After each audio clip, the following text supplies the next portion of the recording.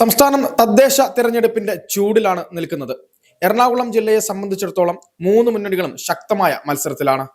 ഇപ്പോൾ എൻ്റെ കൂടെയുള്ളത് BJP-യുടെ സിറ്റി ജില്ലാ പ്രസിഡന്റായിട്ടുള്ള എറണാകുളം സിറ്റി ജില്ലാ പ്രസിഡന്റായിട്ടുള്ള ശ്രീ ഷൈജോട്ടനാണ്. ഷൈജോട്ട, നമസ്കാരം. എന്തൊക്കെയാണ് ഈ എറണാകുളം ജില്ലയുമായി ബന്ധപ്പെട്ട്, സിറ്റി ജില്ലയുമായി ബന്ധപ്പെട്ട് BJP-യുടെ തെരഞ്ഞെടുപ്പ് പ്രതീക്ഷകൾ? ഇവിടെ ഞങ്ങൾ ഉയർത്തുന്ന മുദ്രാവാക്യം വികസിത കൊച്ചി എന്നുള്ളതാണ്. കാരണം 2014 നരേന്ദ്രമോദി സർക്കാർ BJP സർക്കാർ അധികാരത്തിൽ വരുന്നത്. ആ സമയത്ത് ലോകം മുഴുവനും ഭാരതത്തിലേക്ക് ഉറ്റുനോക്കുകയായിരുന്നു. അത് വികസിത പ്രവർത്തനങ്ങൾ കണ്ടുകൊണ്ടായിരുന്നില്ല. അന്ന് ഈ ഭാരതം ഒരു സമരത്തിന്റെ സ്ഥിരാകേന്ദ്രമായി മാറിയ ഒരു കാലഘട്ടമായിരുന്നു. ആകാശവും ഭൂമിയും പാതാളവും ഒക്കെ വിറ്റുതുലച്ച കോൺഗ്രസിന്റെ മൻമോഹൻ സിംഗ് സർക്കാരിന്റെ ആ അഴിമതി നിറഞ്ഞൊരു കാലഘട്ടം, ഒരു വിളയാട്ടമായിരുന്നു ആ കാലഘട്ടം. അതിനെതിരായിട്ടുള്ള വലിയ പോരാട്ടം, സമര കാഹളങ്ങൾ മുഴങ്ങിയ ഒരു കാലഘട്ടത്തിലൂടെയാണ് 2014 കടന്നുപോയത്. നമുക്കറിയാം, അരവിന്ദ് കെജ്രിവാൾ, അണ്ണാ ഹസാരെ, കിരൺ ബേഡി, അതുപോലെ ആളുകൾ താരോദയം ചെയ്യുന്ന ഒരു കാലഘട്ടം 2014 എന്ന് പറയുന്നത്. ആ കാലഘട്ടത്തിൽ നരേന്ദ്രമോദി മുന്നോട്ട് വെച്ച മുദ്രാവാക്യമാണ് വികസിത് ഭാരത് എന്നുള്ളത്. ഭാരതത്തിന്റെ വികസനം. വികസിത് ഭാരതം എന്താണ് നമ്മൾ പിന്നീട് കണ്ടു. കഴിഞ്ഞ 11 വർഷം ഈ രാജ്യം ഭരിച്ചുകൊണ്ട് മുന്നോട്ട് പോകുമ്പോൾ നരേന്ദ്രമോദി മുന്നോട്ട് വെച്ച വികസിത് ഭാരതം അത് പൂർണ്ണതയിലേക്ക് കൊണ്ടുപോകാൻ വേണ്ടി നമുക്ക് സാധിക്കുന്നു എന്നുള്ളതാണ്. ലോകം മുഴുവനും ഇന്ന് ഭാരതത്തിലേക്ക് നോക്കുന്നു. ലോകം മുഴുവനും. ഒരു കാലത്ത് അഴിമതി നിറഞ്ഞൊരു രാജ്യമായിരുന്നു, അഴിമതി മാത്രം നടത്തുന്ന ഒരു രാജ്യമായിരുന്നു, ലോകം രാജ്യങ്ങൾ കളിയാക്കിയിരുന്ന ഒരു ഭാരതം ഇന്ന് കയറ്റുമതിയിലേക്ക് കുതിക്കുന്ന, അല്ലെങ്കിൽ കയറ്റുമതി മറ്റുള്ള രാജ്യങ്ങളെ പോലും മോഹിപ്പിക്കുന്ന രീതിയിലുള്ള വികസന പ്രവർത്തനം നടത്തുന്ന ഒരു രാജ്യമായി ഇന്ന് ഭാരതത്തിന് മാറാൻ സാധിച്ചു എന്നുള്ളതാണ്. ഇന്നിപ്പോ ജപ്പാനെ പോലും പിന്തള്ളിക്കൊണ്ട് 3ാം സ്ഥാനത്തെ കുതിക്കുന്ന ഒരു രാജ്യമായിട്ട് ഇന്ന് ഭാരതത്തിന് മാറാൻ സാധിച്ചു. ഒരുമാതിരപ്പെട്ട എല്ലാ സമ്പന്ന രാജ്യങ്ങളും ഇന്ന് നരേന്ദ്രമോദിജിയുടെ, ഭാരതത്തിന്റെ പ്രധാനമന്ത്രിയുടെ ആ വരവിന് വേണ്ടി റിക്വസ്റ്റ് കൊടുക്കുന്ന ഒരു നിലയിലേക്ക് നമുക്ക് മാറാൻ സാധിച്ചു എന്നുള്ളതാണ്. ആ ഒരു വികസിത കാഴ്ചപ്പാടാണ് ഞങ്ങൾ മുന്നോട്ട് വെക്കുന്നത്. തീർച്ചയായിട്ടും. ഇപ്പോൾ ഈ എറണാകുളം കോർപ്പറേഷനുമായി, കൊച്ചി കോർപ്പറേഷനുമായി ബന്ധപ്പെട്ട് BJP-യുടെ പ്രതീക്ഷകൾ എന്താണ്? ഇപ്പോൾ എറണാകുളം മഹാനഗരം, മെട്രോ നഗരം എന്നാണ് ഇത് അറിയപ്പെടുന്നത്. മെട്രോ നഗരം. ഈ മെട്രോ നഗരത്തിൽ തലയ്ക്കുമീതെ ശൂന്യാകാശം എന്നൊക്കെ പണ്ട് പാടിയതൊക്കെ കഴിഞ്ഞു, കാലഘട്ടം കഴിഞ്ഞു. തലയ്ക്കുമീതെ ശൂന്യാകാശമല്ല, ഇന്നിപ്പോൾ മെട്രോ കുതിക്കുകയാണ്. കൊച്ചിക്കാരെ സംബന്ധിച്ച്, എറണാകുളംകാരെ സംബന്ധിച്ച് മെട്രോ കുതിക്കുമ്പോൾ അത് നരേന്ദ്രമോദിജിയുടെയും BJP സർക്കാരിന്റെയും സംഭാവനയാണ്. ഒരു കേരളത്തോടുള്ള അല്ലെങ്കിൽ കൊച്ചിക്കാർക്ക് വേണ്ടിയുള്ള കരുതലാണ് എന്നുള്ള കാര്യത്തിൽ യാതൊരു സംശയവുമില്ല. സ്വാഭാവികമായിട്ടും മെട്രോയിൽ യാത്ര ചെയ്ത ആളുകൾ അത് ഓർക്കും. അത് ആ കടപ്പാട് സ്വാഭാവികമായിട്ടും ഉണ്ടാവും എന്ന് തന്നെയാണ് ഞാൻ പ്രതീക്ഷിക്കുന്നത്. അത് മാത്രമല്ല, ഈ മെട്രോ നഗരത്തിൽ ഇന്നും ഇപ്പോൾ അതിദാരിദ്ര്യമുക്ത സംസ്ഥാനം, അതിദാരിദ്ര്യമുക്ത പ്രദേശം എന്നൊക്കെ നമ്മുടെ ബഹുമാനപ്പെട്ട മുഖ്യമന്ത്രി പ്രഖ്യാപിക്കുമ്പോൾ എവിടെയാണ് അതിദാരിദ്ര്യമുക്തമായിട്ടുള്ള ഒരു പ്രദേശം, ഒരു സംസ്ഥാനം, ഒരു പ്രദേശമുള്ളത്? ഇന്നും ഈ മെട്രോ നഗരത്തിൽ, ഇത്രയും വലിയ മെട്രോ ട്രെയിൻ കുതിക്കുന്ന മെട്രോ നഗരത്തിൽ ഇന്നും ടർപോളിൻ ഷീറ്റിൽ അന്തി ഉറങ്ങുന്ന 100 കണക്കിന് ആളുകൾ നമുക്ക് കാണാൻ സാധിക്കുന്നു എന്നുള്ളതാണ്. നട്ടുച്ചയ്ക്ക് ഒരു പൊതി ചോറിന് വേണ്ടി, ആ ഒരു പൊതി ചോറ് കിട്ടിക്കഴിഞ്ഞാൽ പകുതി കഴിച്ചിട്ട് മടക്കി വെക്കുന്ന ആളുകൾ നമുക്ക് കാണാം. നഗരത്തിലെ ദുഃഖ കാഴ്ചകളാണ് ഇപ്പോൾ ഞാൻ സൂചിപ്പിക്കുന്നത്. നട്ടുച്ചയ്ക്ക് എറണാകുളം ഹൈക്കോടതി ജംഗ്ഷനിൽ, വൈറ്റില ജംഗ്ഷനിൽ, പാലാരിവട്ടത്ത്, നമ്മുടെ DH ഗ്രൗണ്ടിലേക്ക് വന്ന പ്രദേശത്തൊക്കെ ആളുകൾ കൂട്ടം കൂടി വരികയാണ്. പല സ്ഥലങ്ങളിൽ നിന്നും ആളുകൾ, ചിലപ്പോൾ സ്വദേശികളായിരിക്കും, വിദേശികൾ, ഫോറിൻ പൗരന്മാർ ഉൾപ്പെടെ ഉണ്ട് ആ കാര്യത്തിൽ. ഇതിലെ ഒരു ചാൺ വയറിന് വേണ്ടി, അവർക്ക് ഒരു പിടി പശിയടക്കാൻ വേണ്ടി വരുന്ന ഒരു കൂട്ടം ആളുകൾ. അതാണോ ഒരു പ്രദേശത്തിന്റെ അല്ലെങ്കിൽ അതിദാരിദ്ര്യം ഇല്ലാതായി എന്ന് പറയുന്നത്?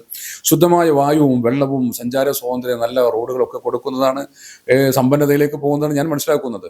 ഈ മെട്രോ നഗരത്തിൽ അരമണിക്കൂർ മഴ പെയ്താൽ അരക്കൊപ്പം വെള്ളം. വേറെ എവിടെ ഇത് കാണാൻ സാധിക്കുന്നത്? ഈ മെട്രോ നഗരത്തിൻ്റെ ഒരു ഗതികേടാണ്. 2 ദിവസം മുമ്പ് ഒരു 40 മിനിറ്റ് മഴ, ഞാൻ ഉൾപ്പെടെ ഇവിടെ പാർട്ടി ഹൗസിൽ ഇരിക്കുന്നുണ്ട്, 40 മിനിറ്റ് മഴ, ഒരാൾക്കും പുറത്തിറങ്ങാൻ സാധിക്കുന്നില്ല. മുഴുവൻ നഗരം, ഈ മാർക്കറ്റ്, നമ്മുടെ ഈ പള്ളിമുക്കും രവിപുരം ഉൾപ്പെടെയുള്ള പ്രദേശങ്ങളൊക്കെ വെള്ളം കൊണ്ട് നിറഞ്ഞു കവിഞ്ഞു. വെള്ളം കൊണ്ട് നിറഞ്ഞു കവിഞ്ഞു കഴിഞ്ഞാൽ ആ വെള്ളത്തിലൂടെ നമുക്ക് നടക്കാൻ സാധിക്കും. മനുഷ്യ വിസർജ്യങ്ങൾ പോലും അതിലൂടെ ഒഴുകി നടക്കുകയാണ്. കാരണം എന്താ? ഓണകളും കാനകളും ഒക്കെ നിറഞ്ഞു കവിഞ്ഞിരിക്കുന്നു. പല വലിയ ഫ്ലാറ്റുകളിൽ നിന്നൊക്കെ, വലിയ തമ്പുരാക്കന്മാരുടെ ഫ്ലാറ്റുകളിൽ നിന്ന് കൊടുക്കുന്ന ആ വിഷജലമൊക്കെ ഈ മഴ പെയ്ത് കഴിയുമ്പോൾ റോഡിലേക്ക് വരികയാണ്. എങ്ങനെ അതിലേക്ക് നടക്കാൻ വേണ്ടി സാധിക്കുന്നത്? ഇത് നിത്യ കാഴ്ചയാണത്. ജനം പൊറുതിമുട്ടിരിക്കുകയാണ്. ഇപ്പോൾ പനമ്പള്ളി നഗർ എന്ന് പറയുന്നത് നമുക്കറിയാം. പനമ്പള്ളി നഗർ ഒരു പോഷ് പ്രദേശമാണ്. സമ്പന്നന്മാർ, അതിസമ്പന്നന്മാർ താമസിക്കുന്ന പ്രദേശമാണെന്നൊക്കെ പറയുന്നത്. അവിടുത്തെ ഗതികേട് തന്നെയാണ്.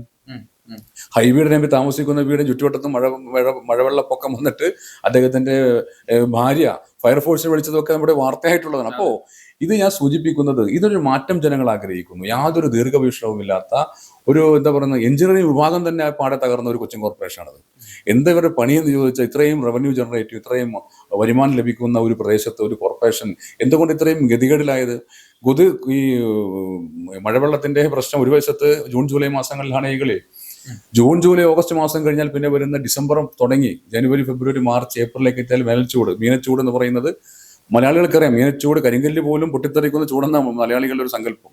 ആ ചൂടുകാലത്ത് അല്പം കുടിവെള്ളത്തിന് വേണ്ടി, ഒരു കുടം കുടിവെള്ളത്തിന് അല്ലെങ്കിൽ ഒരു ബക്കറ്റ് കുടിവെള്ളത്തിന് വേണ്ടി ആളുകൾ ക്യൂ നിൽക്കുന്നത് നമ്മുടെ കൊച്ചിൻ കോർപ്പറേഷൻ പരിധിക്കകത്ത. ഒരു പൈപ്പ് പൊട്ടിക്കഴിഞ്ഞാൽ 4-5 ദിവസം കുടിവെള്ളമില്ലാത്ത പ്രദേശമാണ് ഈ കൊച്ചിൻ കോർപ്പറേഷൻ പരിസരം എന്ന് പറയുന്നത്. പശ്ചിമ കൊച്ചി ആയിക്കോട്ടെ, ഇനിയിപ്പോ എറണാകുളം ഹൃദയത്തിന്റെ ഭാഗം, ഈ എറണാകുളം മഹാനഗരമായിക്കോട്ടെ, എല്ലാം ഒരുപോലെ തന്നെയാണ്. അപ്പോൾ മഴക്കാലത്ത് ഈ ദുഃഖം, ഈ തീരാ ദുഃഖം എന്ന് പറഞ്ഞ കടല് പോലെ യഥാർത്ഥത്തിൽ കുളമാക്കുന്ന ആ ദുസ്ഥിതി ഉണ്ടാവുന്നു. വേനൽക്കാലമായി കഴിഞ്ഞാൽ കുടിവെള്ളത്തിന് വേണ്ടി കേഴുന്ന വേഴാമ്പലിനെ പോലെ കാത്തിരിക്കുന്ന ഒരു ജനവും ഈ മഹാനഗരത്തിന്റെ ദുഃഖ കാഴ്ചയാണ്. പട്ടിണിയും ദാരിദ്ര്യവുമായിട്ട് ഇന്ന് നൂറുകണക്കിന് ആളുകൾ ജീവിക്കുന്നതും ഈ നഗരത്തിന്റെ കാഴ്ചയാണ്. ഒരു മാറ്റം ആഗ്രഹിക്കുന്നു എന്നുള്ള, ജനങ്ങൾ ഒരു മാറ്റം ആഗ്രഹിക്കും, ജനങ്ങളൊരു ഓൾട്ടർനേറ്റീവ്, ഒരു പകരം ആര് എന്ന് ചിന്തിക്കുമ്പോൾ പലപ്പോഴും, അതുകൊണ്ടാണ് LDF ശേഷം UDF ശേഷം LDF എന്നൊരു ചിന്താഗതി ഉണ്ടായിരുന്നത്. ഇന്നിപ്പോൾ ജനങ്ങൾക്കറിയാം ഈ കോൺഗ്രസ് ഒരു കാലത്തും ഗതിപിടിക്കില്ല എന്ന് ജനങ്ങൾക്കറിയാം. കാരണം മുത്തശ്ശി പാർട്ടിയാണ് കോൺഗ്രസ് എന്ന് പറയുന്ന സ്വാതന്ത്ര്യ സമരം നേതൃത്വം കൊടുത്തൊരു പാർട്ടിയാണ്, ദീർഘകാലം രാജ്യം ഭരിച്ചൊരു പാർട്ടിയാണ്. പക്ഷേ ഇന്ന് കോൺഗ്രസിന്റെ അവസ്ഥ ജനങ്ങൾക്കറിയാം. മാർക്സിസ്റ്റ് പാർട്ടി അതുപോലെ തന്നെ ഈ കേരളത്തിൽ ഭരണം നടത്തുന്ന മാർക്സിസ്റ്റ് പാർട്ടിയുടെ മുന്നണി, മാർക്സിസ്റ്റ് പാർട്ടി നേതൃത്വം കൊടുക്കുന്ന ഒരു മുന്നണി, ഇപ്പോൾ ദേവസ്വം ബോർഡ് പ്രസിഡന്റ് 2 പേരാ ജനകീയനായിട്ടുള്ളത്. ഇന്നിപ്പോ ശബരിമല ധർമ്മശാസ്താവിനെ പോലും അയ്യപ്പനെ പോലും കൊള്ളയടിച്ചുകൊണ്ട് പോകുന്ന പാർട്ടിയുടെ ആളുകളാണ് ഇന്ന് സംസ്ഥാനം ഭരിക്കുന്നത് എന്ന് ജനങ്ങൾ വിശ്വസിക്കുന്നു. ഈ കള്ളന്മാരെയും കൊള്ളക്കാരെയും എങ്ങനെയാ നമ്മുടെ ഈ നാടിന്റെ ഈ ഭരണസാരഥ്യം കൊടുക്കുന്നത്? ജനങ്ങൾ ആഗ്രഹിക്കുന്നത്, ജനങ്ങൾ വിചാരിക്കുന്നത്, കേന്ദ്രം ഭരിക്കുന്ന പാർട്ടിയുടെ ജനപ്രതിനിധികൾ, അവരെ ആ പാർട്ടിയുടെ ആളുകൾ പ്രാദേശിക തലത്തിൽ, പഞ്ചായത്ത് തലത്തിലും അല്ലെങ്കിൽ കോർപ്പറേഷൻ തലത്തിലുമൊക്കെ അധികാരത്തിൽ വന്നാൽ കുറെ കൂടി കാര്യങ്ങൾ നാട്ടിൽ ചെയ്യാൻ സാധിക്കുമെന്ന് ജനങ്ങൾ വിശ്വസിക്കുന്നു. കാരണം അതിന് ഉദാഹരണമുണ്ട്. ഇപ്പോൾ കൊച്ചിൻ കോർപ്പറേഷൻ നമുക്ക് 5 കൗൺസിലർമാരാണുള്ളത്. എറണാകുളം സെൻട്രലുണ്ട്, നമ്മുടെ എറണാകുളം സൗത്ത്, ഐലൻഡ് സൗത്ത്, നമ്മുടെ കൊച്ചി മട്ടാഞ്ചേരി ഒരെണ്ണം, ചെറുളായൂർ, അങ്ങനെ 5 കോർപ്പറേഷൻ കൗൺസിലർ നമുക്കുള്ളത്. ഈ 5 സ്ഥലത്തെയും കൗൺസിലർമാരുടെ പ്രവർത്തനം നിങ്ങൾ ഈ ചാനലൊക്കെ ഈ വീഡിയോ ഒക്കെ ഇട്ട് നിങ്ങൾ പരിശോധിക്കണം, എന്താ അവിടെ ചെയ്തിട്ടുള്ളത്. മട്ടാഞ്ചേരിയിൽ ചെറുളായി എന്ന ഡിവിഷൻ, ഇതിപ്പോൾ 5ാം നമ്പർ ഡിവിഷൻ ആയിട്ടുള്ള പഴയ 7, ആ ഡിവിഷൻ അവിടെ നിങ്ങൾ പോയി കാണണം. അവിടെ 10-50 വർഷക്കാലം നീന്തി നടന്നിരുന്ന ജനതയെ ആ വെള്ളക്കെട്ടിൽ നിന്ന് മാറ്റി TD അമ്പലം ചുറ്റുഭാഗവും എല്ലാം നല്ല മനോഹരമായിട്ടുള്ള കടപ്പക്കല്ലും ടൈലും ഒക്കെ വിരിച്ച് ഇരുവശങ്ങളും നന്നായിട്ട് ലൈറ്റ് കൊണ്ട് ഭയങ്കര പ്രകാശപൂരിതമായിട്ടുള്ള പ്രദേശമാക്കി, എന്താ പറയുന്നത്, അവിടെ ചെന്നൊരു പോസിറ്റീവ് എനർജിയാണ് അവിടെ ചെന്ന് കിട്ടുന്നെങ്കിൽ ഒരു വലിയൊരു ടൂറിസ്റ്റ് പിൽഗ്രിം സെന്റർ ആണെന്ന് തോന്നുന്ന രീതിയിലുള്ളൊരു വലിയൊരു ചേഞ്ചാണ് നമുക്ക് കാണാൻ സാധിക്കുന്നത്, വലിയൊരു മാറ്റം. ആ ഒരു മാറ്റം ജനങ്ങൾ ആഗ്രഹിക്കുന്നു. ഇപ്പോൾ എറണാകുളം സൗത്തിലെ കൗൺസിലർ പത്മജ എസ് മേനോൻ, അവരാണ് നമ്മുടെ കേന്ദ്ര സർക്കാരിന്റെ ഫണ്ട് ഉപയോഗിച്ചുകൊണ്ട്, CSR ഫണ്ട്, ഹഡ്കോയുടെ CSR ഫണ്ട് ഉപയോഗിച്ചുകൊണ്ടാണ് ഈ പടിയാരം കോളനിക്കകത്ത് പകൽ വീട്, പിന്നെ കുട്ടികൾക്കും മറ്റും വേണ്ട പ്രാഥമിക ചികിത്സ കൊടുക്കുന്ന വെൽനസ് സെന്ററുകൾ, CDSമാർക്കും ADSമാർക്കും വേണ്ടിയുള്ള റൂം, റീഡിംഗ് റൂം ഉൾപ്പെടെയുള്ള ഒരു കെട്ടിട സമുച്ചയം നിർമ്മിച്ചിട്ടുള്ളത് കോർപ്പറേഷന്റെ ഫണ്ടല്ല, അത് കേന്ദ്ര സർക്കാരിന്റെ ഫണ്ടാണ്.